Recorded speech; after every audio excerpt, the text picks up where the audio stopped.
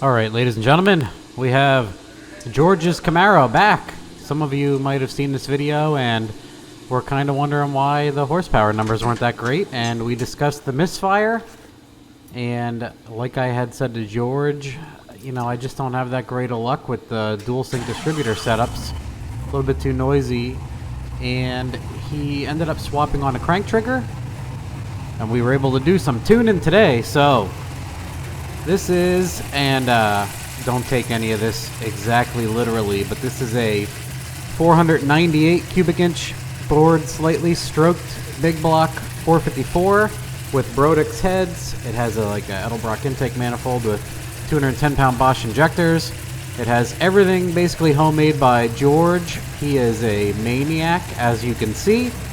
It is running a EFI Source Gold Box. It has twin Borg Warner s369 billets with 73 T4 hot sides, 390 gear, massive tub work on the back end, looks like a 9-inch. The Holley 1800 horsepower twin external fuel pump.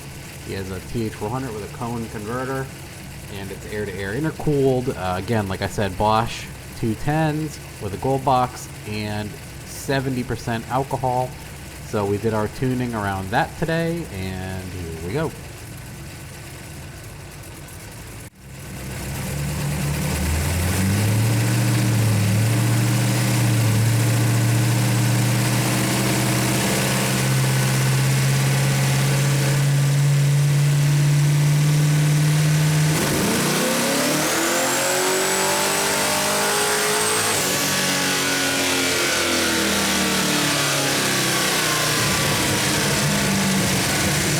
So with all things ironed out, on a measly 6 pounds of boost, it made 695 or just under 700 horsepower, right around there. We're splitting hairs for no reason, so add a little bit of boost, see how it goes.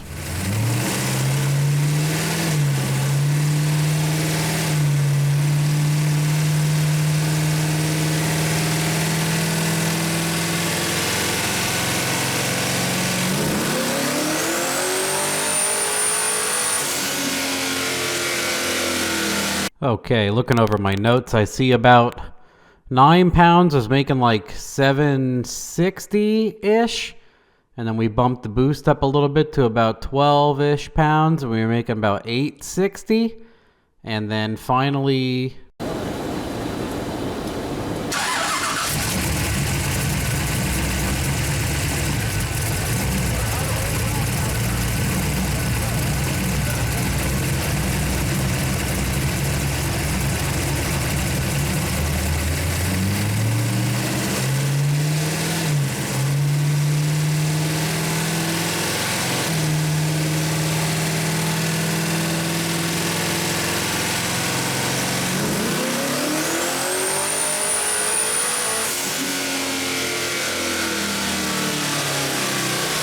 right around 14, 15 pounds, we were running out of wastegate spring or encountering some rise in back pressure, also due to the wastegate spring. So couldn't get any more than 15.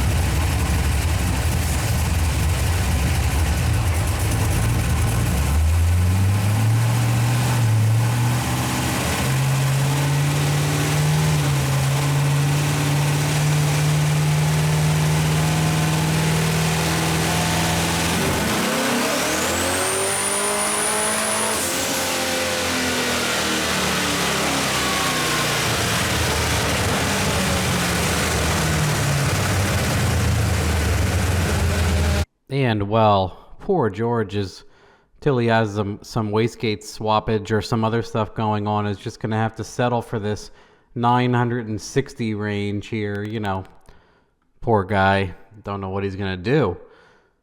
Anyway, you can see if I clear these out, this was the other day when he brought it and it had the misfire issues. And you can see I just added boost a little bit and we messed around with ignition. Obviously we quit around there and I messed with like dwell timing. We looked at his coils and plugs and a bunch of things, and I tried to reduce the noise on the incoming data log where you could see lots of crank trigger noise. I will bring that up quick actually for you guys so you can see what I'm talking about. All right, here is the first time he brought it, last month. And if we rip one of these open, you are going to see some squiggly liggly here. See this? Yeah, I don't want to update now. It asks me every time. So annoying. Anyway, take a look at all this RPM noise. So obviously this is going to cause an issue, dancing all over the place. And then as we progress through the day, and I could not get it any smoother. Yeah, that's where we ended up. And I'm like, you know, this thing would really love a crank trigger if you want to toss one on. So, guess what he did? Put the crank trigger on. So, look at that. Quite a difference. Now, this wideband, this is not accurate. The input I could not get to match up perfectly, so this is not representative of what was going on, so don't worry about that. But as you can see here, we maxed out at 15.7 pounds, and inlet air temperature was incredible actually. Do I have that on here? Yeah, manifold inlet air temp, a 91 and ended at like 118, so it's barely going up. Duty cycle on the injector about 70%, and one of the reasons for that is the pump isn't huge, and he also has a base of like 40 pounds instead of 60, so that's why they're at 60%. But incredible nonetheless, doing excellent. I doubt he'll do much more with it because it actually is a fun street car. If you check out the video, how beautiful like the interior and everything else is. He just drives it around. He has no real need to like, I'm gonna go race everybody and break records and shit, so he's probably not gonna do that. The other thing I know you guys love to look at, where's one on like 6 pounds?